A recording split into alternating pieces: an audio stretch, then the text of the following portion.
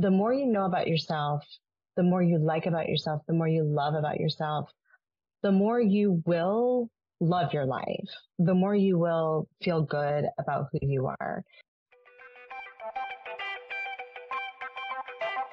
You're listening to the No Labels, No Limits podcast with best-selling author Sarah Box. We focus on the mantra, no labels, no limits, no excuses. And now without further ado, please welcome your commanding coach with plenty of chutzpah and heart, Sarah Box. Hey there, No Labels, No Limits podcast listeners. Welcome back. I am Sarah Box, your host of the No Labels, No Limits podcast, where we're on this mission to help individuals, teams, and organizations think outside the box and move towards what they want and beyond limiting labels and beliefs, all so that each of us can have a profound impact in our own lives and then hopefully ripple out into the lives of others in a positive way. And we do it through this podcast by learning and staying curious about others and sharing accomplished and inspiring guests who have done the same in their own lives and pursued and accomplished personal and or both professional goals. So today, I'm really excited to introduce to you a new guest, Ryane LeCesne. She is the Advance Accelerator Coach, and she has nearly a decade of experience where she's empowered over 1,000 high-achieving women, particularly focusing on the unique challenges faced by high-achieving women. So I'm going to pause and just let you think about what are those challenges, because I bet you can relate to them. Now take it down a notch or niche down a notch, not down, but just niche, get a little tighter. She even dives in to really think about the unique challenges faced by high achieving Black women, which is another set within that. So whatever you can think of, whatever your race or ethnicity is, she's got a label and an understanding and a niche down on Black women. So I'm excited about that because I don't. If you look at us, we're different. She's a master at helping her clients overcome impostor syndrome, perfectionism, and distraction to unlock their full potential. And if you've ever followed the success blueprint but felt it lacked clarity or it just stuck for you, Ryane has transformational tools, so from the theoretical to the practical. So just join us, and she's going to talk about her evidence-based coaching process, explore the mindset shifts that led to her professional development and achievement. And I've got some other questions for you that we're going to talk about on the back end. So with that, let's formally welcome Ryane LeCesne to the No Labels, No Limits podcast. Good morning. Thank you. Hello. Thank you, Sarah. And thank you to your listening audience. Thank you, listener. I am excited to dive in with you. Thank you so much. Well, I want to ask you, and I kind of asked you this before we hit record, but I'm always curious about people's morning routines or how they start their day. So what did you wake up thinking about or acknowledging today? Yeah, and I really appreciate that question. It had caused me to pause for a moment, as you saw. So this morning, I remember having the themed thinking that, I have the capability. I have what I need. I have the stability. It was like the inner conversation, the inner dialogue was affirming that because I was experiencing evidence of that, like all around me. It was like, oh, you are enough. Like you are stable. You did make those plans. It is moving smoothly. Look at that happening. Which feels very nice, of course, in general. And it feels very nice as we're going to dive deep into today. I am more than sure, Sarah, with your brilliant, inquisitive curiosity, it feels nice as a person who doesn't necessarily have a history of that feeling. The history of the feeling and the reason why I am a competent coach and it's my purpose is because these are mindsets that I not only have had to overcome, but without very conscious practice are the shadows that sneak into my world, into my universe. And so it feels nice to, I don't want to say be on the other side of fear. It is nice to be at a stage of life where my tools are embodied within me. The conversation is elevated and healthy to the point where there is greater like time periods of peace and confidence. And that feels good. And that was evident today. That is so thank you beautiful. for affirming that for me, because I wasn't sure if I was really conscious of that. So yes, that feels really good to say that out loud. So beautiful. It's so easy. That inner dialogue can really throw us off. And, you know, you talk about, and you are expert in helping people handle imposter syndrome, right? And a lot of that is dialogue. I would really say that I'm like a inner dialogue coach. Like fundamentally, that's really at the essence of what I help people do, is to shift, because the dialogue comes from your beliefs. And so I help people really shift the beliefs that cause that dialogue. And that dialogue absolutely matters, because that dialogue is the script that is running my life, that's running your life, that's running the listener's life. That dialogue is the programming that we're operating under, whether we like it, we don't like it, whether we're conscious of it, unconscious of it. We would take a survey and even agree or disagree with it. It doesn't matter. It is running your life. And until you two, we become aware and then become responsible and then learn to become responsive to that dialogue, it, one, runs the show, and two, for most human beings, it's laden with trauma, quite frankly. So it's like a re-traumatization of self, and then also a perpetuation of a negative feedback loop that we can't seem to get out of. And so, yet we can, with the shift of beliefs, which cause a shift of inner dialogue. I'm going to tell you right now, I am so full of gratitude for you. And normally I interview people, I'm really I'm into it, right? I love talking to people and learning, but there's something about what you're sharing today that there's a depth to it, right? So I'm saying this for myself to pay attention, but I'm also saying it for listeners. Do not just listen to the words that are being said here. There's a deeper heart center to this that will elevate us all. As we continue. Yeah, I'm feeling very emotional about what you're sharing. That feels good. I'm a 5 on the Enneagram, so like I can compartmentalize like nobody knows. Right. Nobody's business. Yes, got it. And usually I do for podcasts. But I do want to say, how did you get from, like, give us a picture of your journey. Like, how'd you get from A to where you are today with whatever letter you would put that in, right? Right. So I could answer it in like a couple different ways. And I think in the various ways of answering would give little snippets. And then I'm going to get real direct with like where the business came from and where coaching and mindset specifically like intersected. But I could say, for instance, that it started in my family. My father, without going too deep in the portal, but for certain, my father is a inquisitor of the mind. Mindset, Stephen Covey, like all this was something he like really wanted to understand for his own, I think, personal quest of transformation. And my mom is very,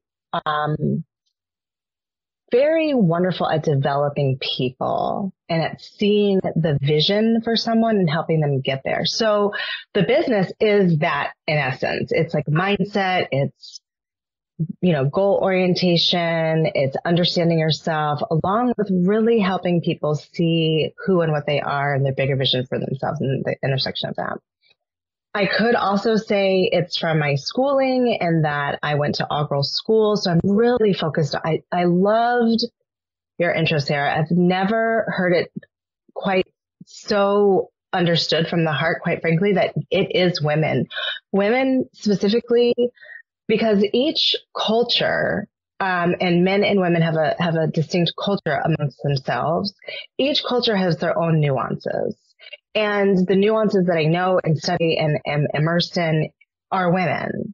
And because I am in the body of a Black woman, it is from the perspective of a Black woman. And the way that you cascaded that was so lovely, and so true. So I could say that. And then I went to Spelman College, which is a historically Black women's college. So it could be that, that could start there. That's part of that is true to my work.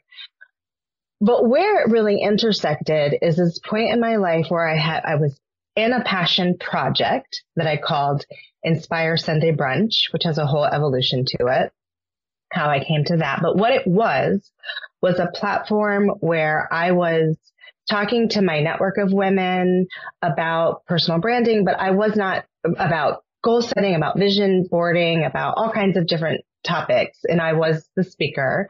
And it was like a fun platform. And I charged for it, for basically 0%, like what it cost to run this thing. And I worked at a nonprofit. It was I was doing it as something fun and experiential.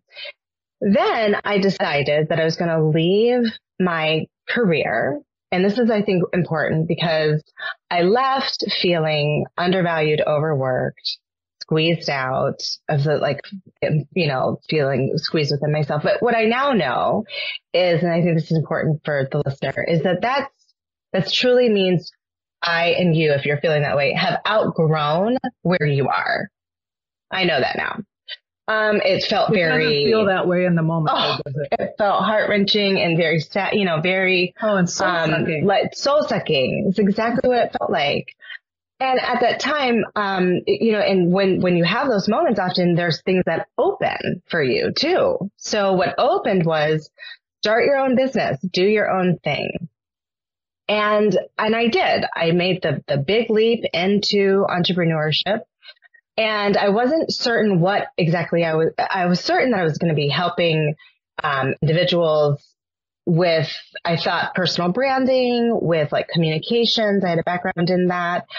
But what formulated coaching and mindset was I got an opportunity from my alma mater, Georgetown, to take a career development workshop with a coach. I had never done this before. This was about 2014. I'd never met a coach before, and it was a woman. It was 5 or 6 women. And the question that she asked that was pivotal was, do you speak to yourself as if you were your own best friend? And the answer was a clear no for me. I had the feeling that Brene Brown talks about, Dr. Brene Brown, that feeling that washes over you. It was shame. And it was very clear, oh my gosh, I suffer from whatever this is, and I have to help people figure this out. That was my intersection with coach. And I took her class, and she became my mentor, and I fell divinely into coaching. So it was this intersection of these two things, this business I had that was around coaching and the understanding, coaching, this is what I'm going to do. I went back to school to coach, and now I'm a coach who's certified, and I have this business that's actually LLC. And now I am at a point where people talk about ripping the Band-Aid off. It was the cast came off of broken bones I didn't even know were broken, of impostor syndrome, perfectionism, and this term that I coined called distractionism that we'll definitely get into, that suddenly I was riddled with as this business owner who didn't know how to run a business, who was quite frankly very good at coaching. So it was very chaotic. That's something to definitely talk about. And yet I really learned to work my own process. And that 8-step process has gotten me to exactly where I am this morning, where I understand my life is actually working for me. My business is actually working for me. I am working for me. I value me. Those imposter syndrome, perfectionism, distractionism mindsets I bump up against. And at this point, the inner work works, and it works so much that I can process through those things in every day. They're not such stumbling blocks. Well, they're more hey there, old friend, distractionism. I see you. Let's move on. Yeah. That feels good on this side. Yeah. So let's get into detail. And I'm very interested in how you help clients and the people you work with kind of grapple with those 3 things. Can you define each of them in the way that you use them? And then let's talk about how you help people grapple with them. Absolutely. So the first is imposter syndrome, which is this idea that, and kind of an internal dialogue, that no matter what my resume says, no matter my life experience, no matter how well educated I am, experienced I am, I have a constant nagging feeling that I'm going to be caught or labeled as a fraud. I'm going to be seen not knowing. Someone's going to call me out as not really belonging here. And so there's an angst there around that. That is a twin sister to perfectionism. It slides into perfectionism because then the self says, well, if I'm perfect, right? Not if my pencils are lined up, not perfect like that. Not my nails are always done, but it is if I am perfect, if I know all the answers, if I can be seen as like the go-to for everything and everything is 100% correct, I'll be protected and I won't be seen again as this slipping back into fraud. So they like ping pong within each other. And then there's this third piece that I've coined as distractionism, which I'm going to be very clear is, quite frankly, undiagnosed, unmanaged ADHD neurodivergence.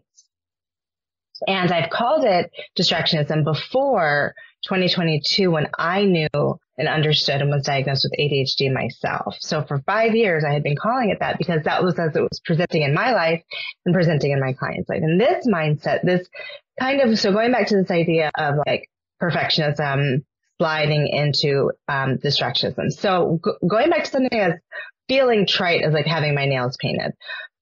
Well, there's this idea that if I show up perfectly, nails painted, hair coiffed, like then I'm buffered from what's on the inside, that I'm not enough.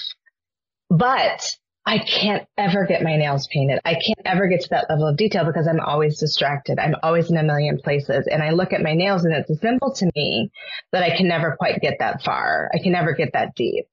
So, because I'm always distracted. Now sliding into distractionism and how the three kind of interplay to each other. So distractionism this idea of distractionism is like, I have so many things that I'm focused on. I go down so many portals. I don't really trust myself. I'm very sensitive. I question because I lose things. I question, am I smart? I question, maybe I'm just lazy. I can't quite wrap my arms around my goals. I can't quite figure out time, but I've got all this PhD behind my name or doctor or, attorney, whatever it happens to be, baker, coach, teacher. And now I'm sliding back into imposter syndrome. But if I were only perfect, but I get so distracted. So it just, it's a negative loop.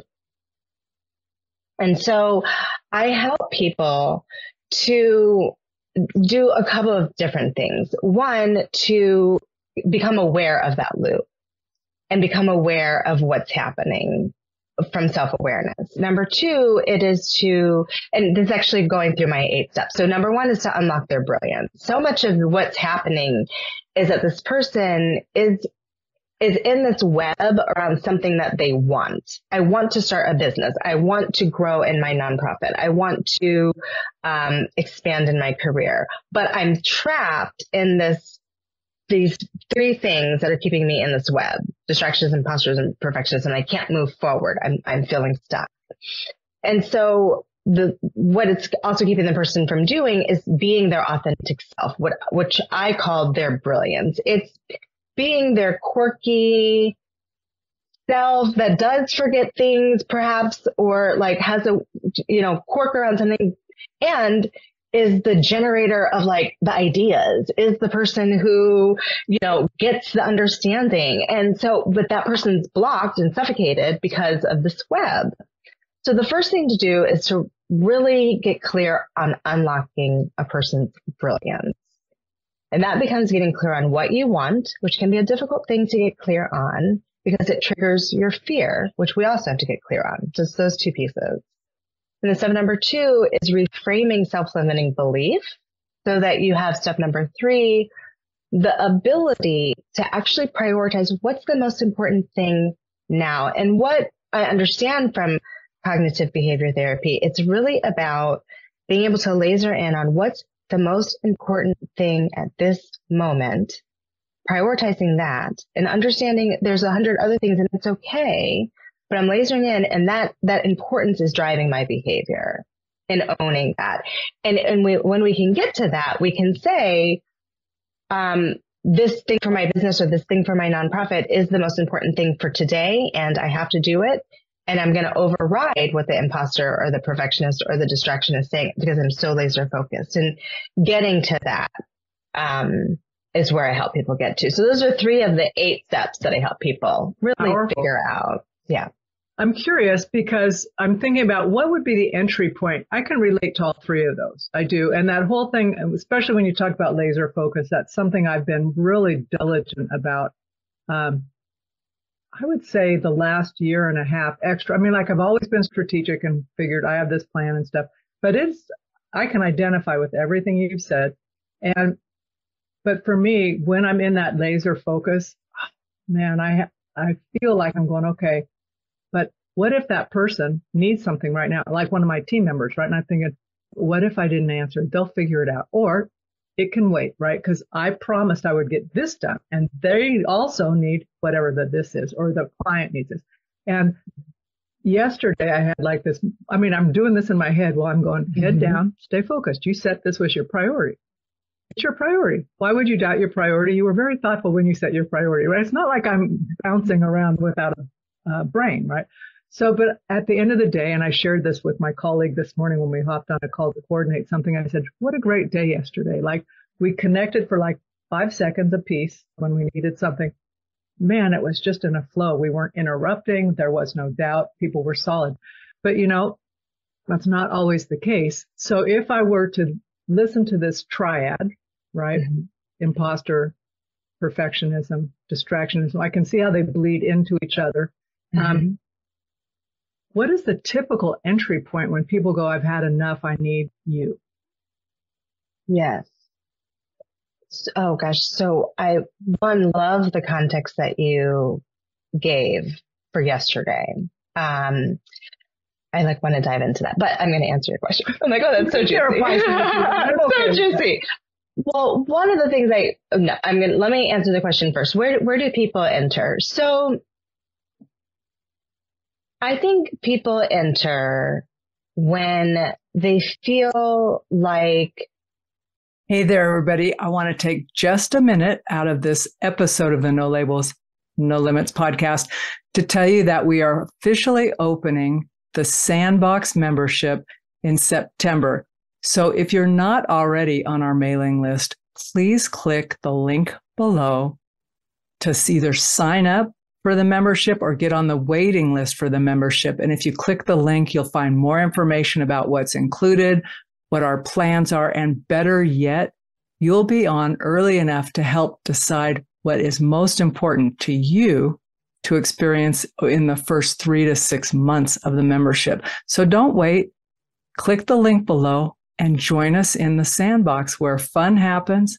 We get to do a little R&R, little learning, support one another, and really grow and expand in ourselves, in our lives, and impact the world in a profound way. So come on over, join us.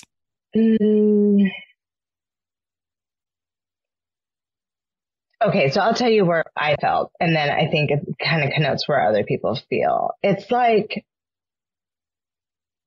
that there's something so badly that you're meant to do or to have or to experience, and you recognize that you've really exhausted everything that you know how to do, and that there's got to be something else out there. So there's almost like an openness.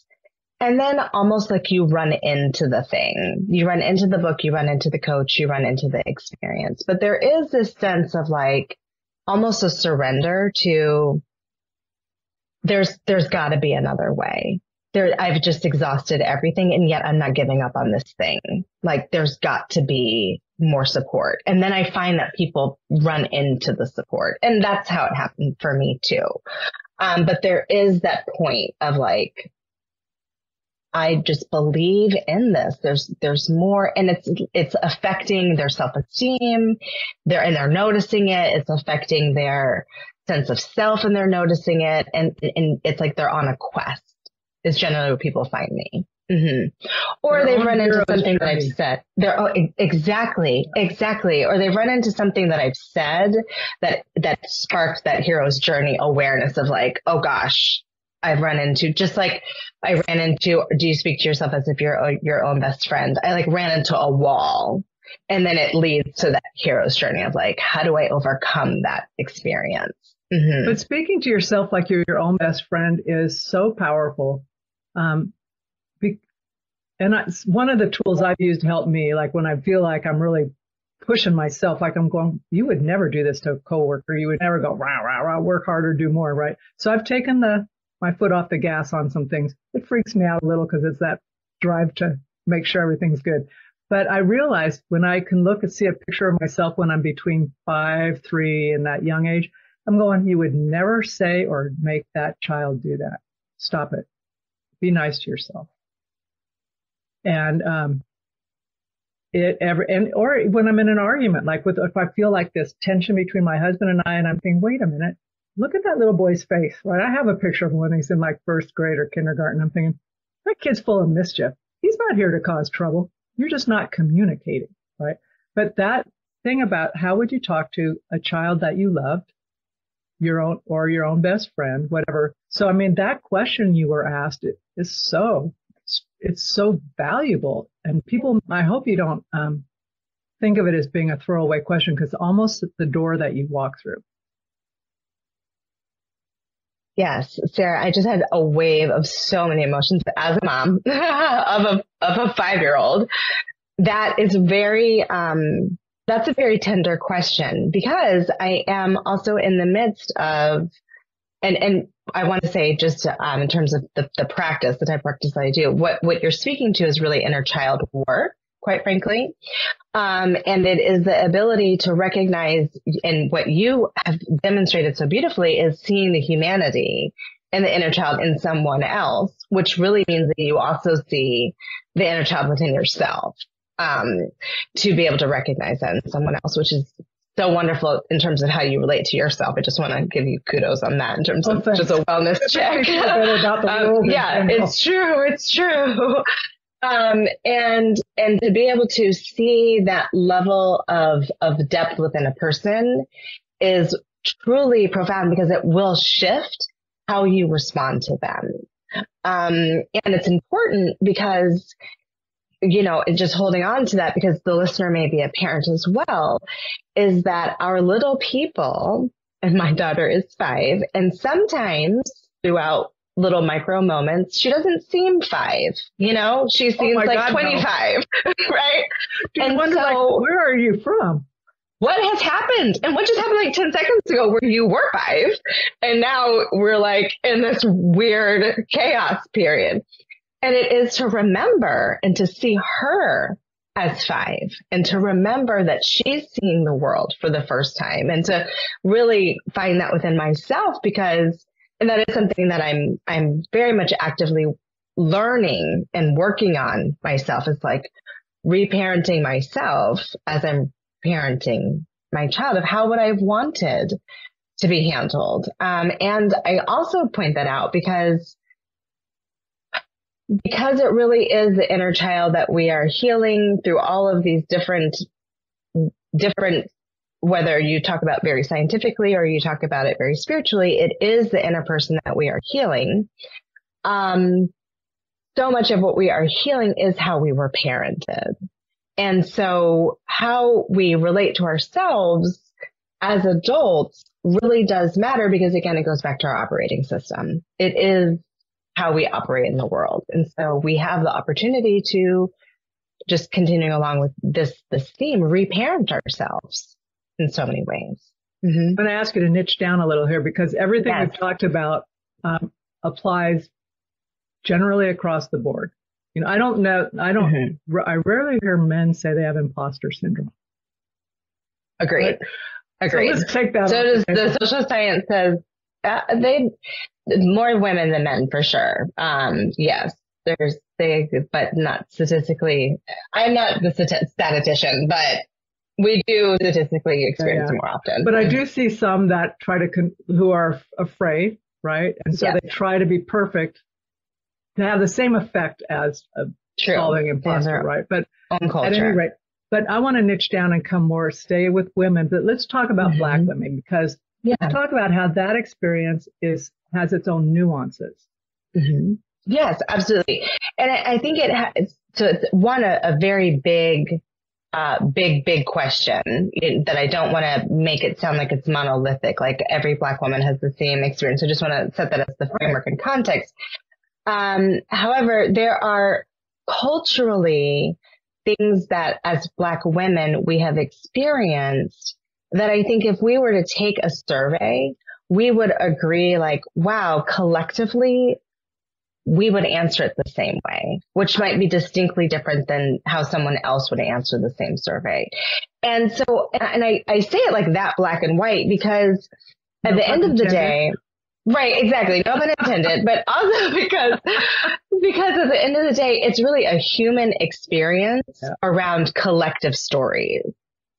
So, absolutely. You know what I mean? And so, absolutely. Yeah, it's like our collective story. So like collectively, we could say our experience has been, and I specifically work with high achieving Black women. And what does that mean? That means women who are, you know, really looking to move up in whatever up is for them. And they are looking for the support to do that. So it could be within their business, start a business. It could be within their nonprofit. They're looking to like expand it. They want to become better fundraisers, whatever it is they're like looking to do, generally with a professional dream. And they're feeling stuck. And so, within that, sorry, I got a little looped, but around answering the question, but, I did. Can we pause for just a moment? Is that possible? We can pause, but I don't think you got looped. I'm following. I'm sorry. It makes perfect. Are you? Because I looped actually myself like how you answer questions. It's how my brain works. So okay. Carry on. I'm like, I just looped myself. Okay. So, but going back to the broader question around Black women, and I niched down in that way because, sorry, I really did get looped here, but I'm going to bring it back to the idea that collectively we can answer things like working twice as hard and expecting half, or we have to manage our anger. Oh, I know where I was going. It's coming back to me. High achieving women, however they want to answer that, whatever that looks like for them, high achieving women. And yes. Okay. That puts a plug in that. But the point is that there is this desire to move ahead and they're feeling stuck by these three thoughts and these three triads. And the triads take on like a uniqueness of their own in that the uniqueness of their own in that we have a collective story. Essentially, that's it. We have a collective story, and I'm getting a little bit loopy with it. And I can feel that because one of the things that I want to move away from as a Black woman, quite frankly, is that it's like an us thing. You know what I mean? And so when I answer the question, just differently experienced. It's not. It's just differently experienced. And so sometimes as I get into the microism of it, I feel like I'm talking myself out of it and then in of it. And it's like, what it is a human experience that, you know. I just love you. This is how my brain works. It's like, I'm crazy. Yeah, it's like, you know, it's like, this is a human experience that we collectively could say when we're in a group of people who, you know, don't look like us, it feels like oftentimes we've internalized these stories about people don't want us here because it's oftentimes a lived experience, or it could be, or you're not certain if it is, or what's happening. But it does feel like a frenetic experience when, quite frankly, oftentimes the vast majority of the people do want whomever it is there. And that's why the person is in the seat, you know? And so it's like helping a category of people who are Black women to disinternalize these stories at the end of the day, to let go of the internalization that I'm not enough because of a particular reason, or because of a lived experience, or because of a trauma that was experienced at a particular time that we're still living. And so much of it is intergenerational and learned.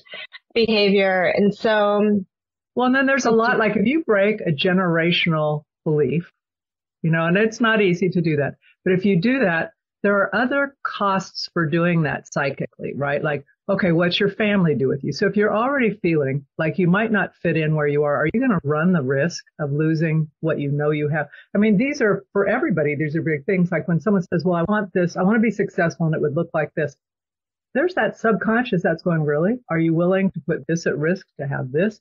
And then you overlay other lived experiences on that, right? And it's different. Like you said, it's just not all Black women. All Black women have individual lives, right? And so it's all different. Right. But it really is that unpacking of the lies within a story that collectively weigh on us. And exactly. And then I think people just, in general, I'm thinking, okay, I remember going, and so this is out of context, but it kind of made me feel a similar way. I can speak a little Spanish. At this point, I was in my 20s and I'm working in a warehouse and most everybody there, I'm living in San Diego. So some people were coming back and forth across the border. They had green cards. But what they like to do on Friday mornings is let's go to the racetrack, right? So one day they said, you want to come with us? And I'm thinking, well, I don't know. Okay, I'll go, right? Now I'm in Mexico. I'm at the racetrack, the horse races. And I'm with two of the guys I work with. And all of a sudden I realize I'm going, this sucks. There are very few women here. There are hardly any white women here. And I understand what's being said. I can't necessarily speak as fast, but I do understand what's being said. And I felt safe because those guys were like my guys. But I also thought, you know what? This is a sucky feeling. So my thing was, I need to speak Spanish better. Right? Which I did. But the undertext is, it's dangerous. You can feel really dangerous. That's the essence. And what I think is so important about the conversation being Black women and it being about the human experience is because what you just contextualized is the human experience of feeling endangered. Right. Around. I feel like at any moment, but I also feel like maybe I have to talk to myself like these are actually humans, but they're not. I mean, they are, but they're saying things you can hear, you understand that are putting you at threat, or even just feeling like I'm the only woman. You have to now see yourself through a different psychological lens than you've ever had to see yourself before. And that is exhausting because the body is feeling the trauma of the danger or the potential latent danger that could be hidden. And so it's exhausting. So that's why when you talked about trauma earlier, my ears perked up because I thought, yeah, what is that? Even if it's not. Anyway, so that makes me wonder, how does that fuel these three things? So it fuels it because the three things are inner dialogue. Well, the three things are inner dialogue. They are all inner dialogue based, meaning it is the way that someone is relating to themselves. I'm going to put that in context. Imagine that you are brushing your teeth by yourself in your bathroom. It is you, and your mind is not on your removal of your plaque from the night before. It is, why did I say that stupid thing? Oh my God, they are judging me. What are they going to say? What's happening? I knew I shouldn't have done that. I'm not enough to even make this happen. I'm not worthy. That's an imposter moment. That's an imposter syndrome. That's perfectionism moment, maybe distracted around, I always do this. I'm losing. That is a whole hijacked moment, right? That is like a whole moment that's happening. Now, that is in essence traumatizing the nervous system because the nervous system is shooting right up, right? And so a person who is doing that and has a habit of doing that is living through that all the time. Now, part of that lived experience might be that I also have a job interview. I'm a Black woman. I'm at the very top of my game. I'm the only of the only in all the rooms. Not only I'm the only woman, I'm the only Black woman. I'm the only woman who's ever sat in the seat. No one's ever even considered a Black woman before. And I'm younger and, all the things. And I have this unconscious, yet I'm hearing it. alarm in the back of my mind that these people really don't want me. These people really don't want me, but they do want me. They don't want me. They do. I have to represent all Black women. Like, what's happening? So there's like an extra layer of conversation that's also happening along with the human re-traumatization that's happening. And so this person is like, really, as they're brushing their teeth, living this inner dialogue, which is, as you're saying, on a physiological level, their cortisol is spiking. So all those things are happening. They're envisioning, a traumatized type of vision, which they're then also, and we can talk very metaphysical. They're also now attracting all of that energy into their life and into their experience. And that's a habit. And that's a way of seeing themselves in the world. It's a belief. And so at the core, it is who they believe themselves to be. And that's why this is so very important, because it is as deep as a core belief that, quite frankly, also keeps them very protected in a very strange way. But it's also hopeful, right? It's a belief, and we're in charge. We are in charge of what we let in our minds. So when you're saying now you've become so familiar with these things, right? That's basically you saying, hello, mind, I'm the boss here.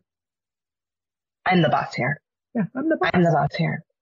I appreciate that you want me to freak out right now, but obviously they want me. It might even feel like a lie when you're telling yourself that, but it wasn't an accident that you were invited to the room. Exactly. But that's not, you can say that easy when you're on the other side of fighting that demon. But when you're in the middle of it, it's like, oh my God.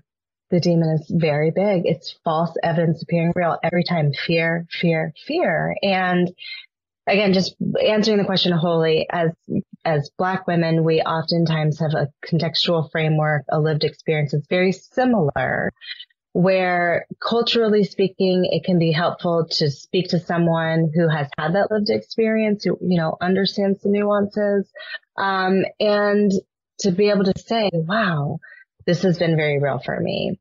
Beyond that, I would say it is a human experience, because everything else is very human about it outside of the cultural context. Exactly. Well, and I think if we pick different cultures, there will be nuances of that. It'll be different, right? Whatever the overlay is on that particular culture. This is a funny story. I was interviewing this gal, and this is a reverse on the U.S., right? It cracked me up. So she grew up in India, and they have family that lives here I want to say the upper eastern seaboard. So they had very successful relatives that live there, and they're living in India, and her father is a doctor. Anyway, he wants to move the family here.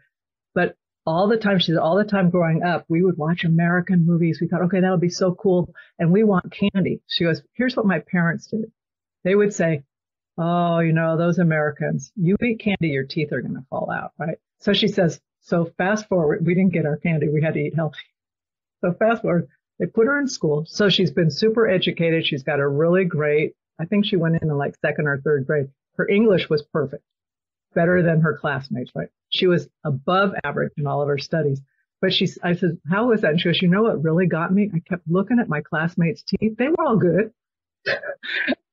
But look, right. She had this whole thing, like she would come here. Exactly. It would be different. She was good with that. But she said, I was just so scared that my teeth would start to rot when I got here.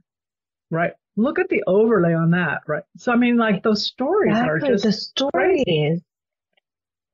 And profoundly exactly the same. How it is the stories that we tell ourselves, the stories that we hold on to. And she literally had to, at some point, reparent herself and say, like, my teeth are going to be just fine if I eat, because perhaps it could have been at 25, she had a lot of guilt around, the way she ate something, or like it could have something that she really had to like let go of, because it was a learned belief that quite frankly was her parents making up a way to give her boundaries. And it became, here's why, it became like a personal identity. Isn't that incredible? It doesn't take much. As little kids, right? We are good storytellers. Absolutely. We're magicians in that way. Absolutely. I love that. I just think what you're saying is so hopeful for all of us, because it is doable. It is doable. It is. And I really love the hope line because it is doable, and it's, it takes tough inner work. However, it's tough beating yourself up. So you might as well do the tough work of healing and, really beginning to love yourself, like yourself, because it is a very different inner experience when you feel like you have a different dialogue that says, I am enough to like myself in this moment. And you can laugh at it. Like someone goes, you're so weird. You're going, okay, thank you. Thank you. I'm good with me. Yeah. Good with me. I'm good with me. Mm-hmm. Okay. I want to shift gears a little bit here. Yeah. But then I'm going to shift after that as well. So I want you to share with us, like, say someone wants to work with you or learn more about you. What is the entry point for doing that? Absolutely. So there's an entry point currently, and then there's an entry point that will be more of an ongoing entry point in the future. The entry point right now is everything is one on my website, which is inspirebrandconsulting.com. And I have a quiz that someone can take that, based on, I think it's about 10 questions, about 3 minutes, gives you just a snapshot on which one of those mindsets might be your more predominant, what I call your confidence killer. What is causing you to really what might be the cause of you to hold back in terms of those 2 mindsets? And, it's kind of like a People magazine quiz, or just gives you some insight as to what is imposter syndrome, what is perfectionism, what is distractionism, and how might you begin to relate with that. So that's really the entry. And then I have a discovery call that is a free opportunity if someone wants to extend the conversation. That's a complimentary call where we'll dive into really looking at where someone is, where they want to be, and what is that confidence killer that's causing that impasse, and talking about how to move past that. So there's the discovery call that's there. So I would say that's all low barrier. It's like, it's easy. Yes. Take the quiz. All free. Mm-hmm. Yeah. Quiz, reach out. Exactly. So I'm saying that for anybody who's going, well, I'll do it later. Now's a really good time to do it. Later. Yeah. Later never comes. It's always later. That's right. So this is the other shift I want to ask you is, I wanted to know if you had a chance to listen to a previous podcast episode and who it was with and what kind of stuck out to you from that. Yes, absolutely. So I sure did. And the person that I heard, it was a divine blessing, because I kind of scrolled and picked, and the topic was ADHD, which is, as you know, near and dear to my heart. And it was Dr. Tamara Rosier. And the reason that it's not only so profound, because she is so profound and incredibly gifted in terms of her understanding and teaching and depth of empathy and compassion for people who have ADHD and neurodivergence. It is because that book, Your Brain Is Not Broken, literally saved my life. It was in fall of 2022, and we had just moved as a family, and which means like every system was hijacked. I also had a little one. It was a lot on my plate, more than I realized, and my life intersected with perhaps I have ADHD. And I did, and I do.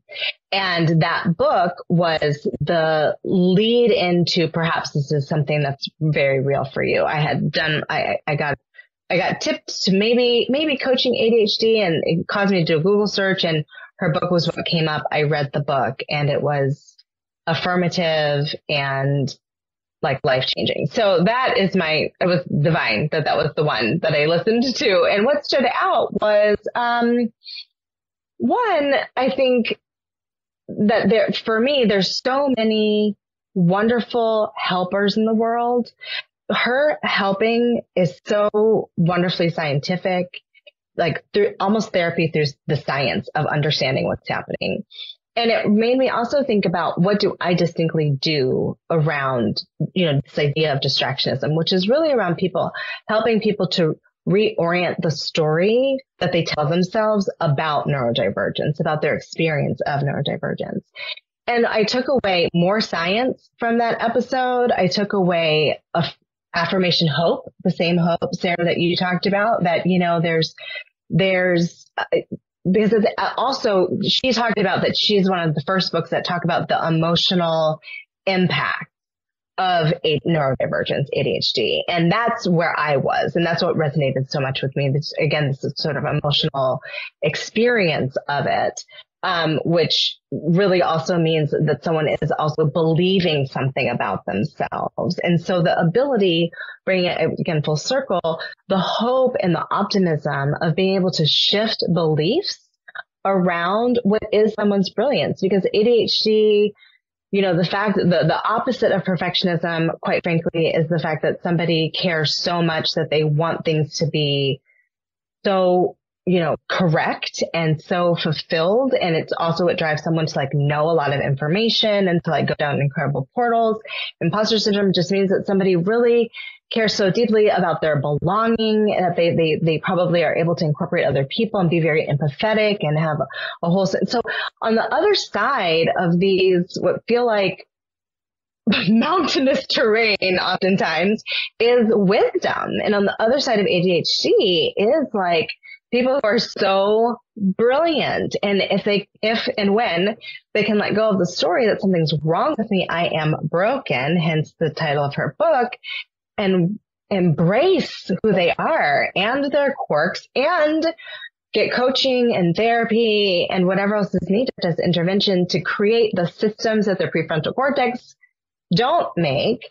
They live lives that are just above quality. It's they are the Steve Jobs. They are the unicorns. They are the things. And so they are the light workers, the sensitives, the people who make a difference. So that's what I got out of that episode. It was lovely. I'll make sure Tamara hears that. Please. So I'm going to pause here. We're going to put a pin in this conversation. I don't think it'll be the last time we speak. I hope it is not. I have two questions. One is there something you wished I'd asked you that I had not?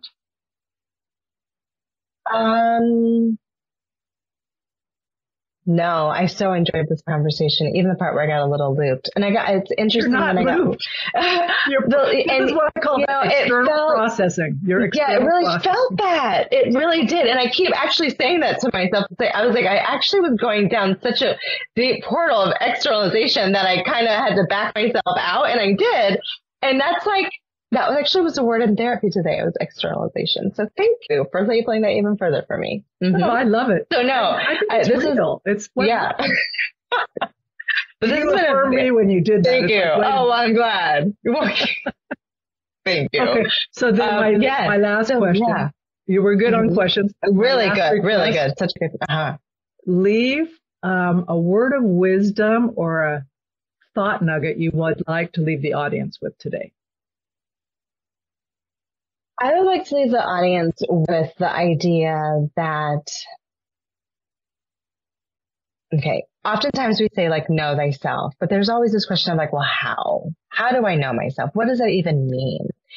So I want to leave a couple of things. One, it is true. Know thyself. The more you know about yourself, the more you like about yourself, the more you love about yourself, the more you will love your life, the more you will feel good about who you are. The second piece I want to say about that is that it is possible. That's not just hocus pocus that happens. There's processes that you go through to shed beliefs that keep you wedded to I'm not enough. And there are processes that allow you to adopt beliefs that say, wow, I am enough. I can like myself. I can be less judgmental on myself and other people. That's not just la la land. There's processes that help to do that, and they work. So that's the thing I want to leave is know yourself and know that it's possible to know yourself. And there's helpers to help you do that. And Sarah's one of them. I don't think there's anything I can add to that except to say, if you like this episode, please share it. I think this was a rich conversation. You showed up so real. I'm not editing out that stuff anyway, just so you know, heads up. I love it. No, it's fine. It's good. Oh, come on. It's good. Yeah, you don't have to be perfect. Right. Exactly. Yes. I love it. Show up and be ourselves. But really share this with someone else that you think might benefit from hearing from it. Check out the website. We'll have it in the show notes. Take the quiz. And don't accept less for your life than you really want. You should have what you want. You can have what you want. And it might be a little uncomfortable getting there, but honestly, it's worth it, you know? So with that, let's wrap this episode. You've been listening to the No Labels, No Limits podcast with best-selling author, change agent, and strategic business coach, Sarah Box. You can grab the show notes and find out how to work with Sarah at sarahbox.com/no labels, no limits podcast. We'd love this podcast to reach as many people as possible. Please remember to rate, leave a 5-star review, and share the podcast with someone you think would get value from this conversation. Till next time, keep taking those daily action steps to align your purpose to your principles and achieve your goals in business and life.